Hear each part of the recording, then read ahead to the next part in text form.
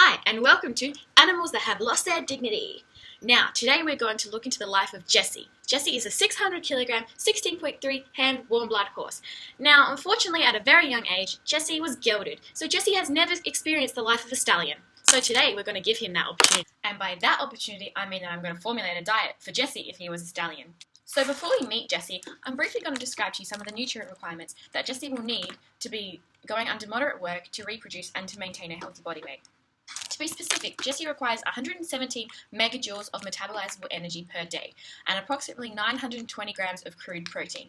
Now, within these crude protein requirements, we need to ensure that Jessie gets 41 grams of lysine, the amino acid, per day. This is because lysine is almost always the limiting amino acid in a horse's diet.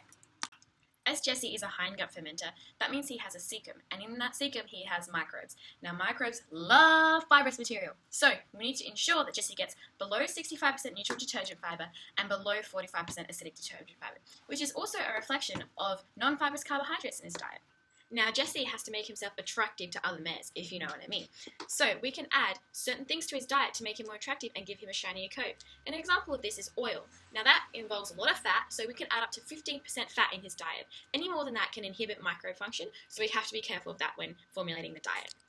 Along with this, vitamins and minerals play a vital role in metabolic functions. Calcium is required at 36 grams per day and phosphorus at 21.6. There are also various other minerals which can be classified as micro or macro depending on the quantities needed in the diet. Vitamins are also necessary for metabolic function, and quantities required can be seen here. So seductive. Now we're going to cross to my twin Lucille on the farm talking to Jessie. Thanks, Lucy. I'm here with Jessie the stallion, and we're going to go into the barn and talk about what feeds we're going to give him. Come on, Jessie. The first feed we're going to be thinking about is forage feed. Now, this is a legume lucerne hay, and it has high energy, high protein, and is highly palatable. As you can see, Jessie loves it. It contains 9.23 megajoules per kilogram of energy, and it contains 74.4 megajoules per kilogram of protein of dry matter. Jessie's going to receive 5.4 kilograms of this legume forage per day. The second forage feed we're giving Jessie is meadow or grass hay. Now, we add this to his diet to increase the fiber content, but we don't want to increase the energy and protein. So because of that, we're going to give Jessie 5.4 kilograms of this again, and it contains 8.5 megajoules per kilogram of dry matter of energy and 45.14 megajoules per kilogram of dry matter of protein. So because Jessie has a high energy demand being a stallion, we need to add concentrate feeds to his diet. The first concentrate feed we're adding are oats. Now, oats are highly palatable and have high energy density content. They contain 13.67 megajoules of energy per kilogram of dry matter and 55.18 megajoules of protein per kilogram of dry matter. Now let's go see if Jessie likes them. Jessie? We will be feeding Jessie 3 kilograms of oats per day. Now, the second concentrate feed we're going to be giving Jessie is molasses. Now, molasses is used to increase the palatability of feeds while not over-increasing the protein content of his diet. So this contains 17 megajoules of energy per kilogram of dry matter and 35 megajoules of protein per kilogram of dry matter. And we're going to be giving Jessie 200 grams of molasses a day. We are also going to be adding oil to Jessie's diet at 30 grams per day. Now, oil is very high in fat, it's 99.9% fat, and contains 35 megajoules of metabolizable energy per kilogram of dry matter. It also gives Jessie a very shiny coat. We also need to think about supplementation for Jessie.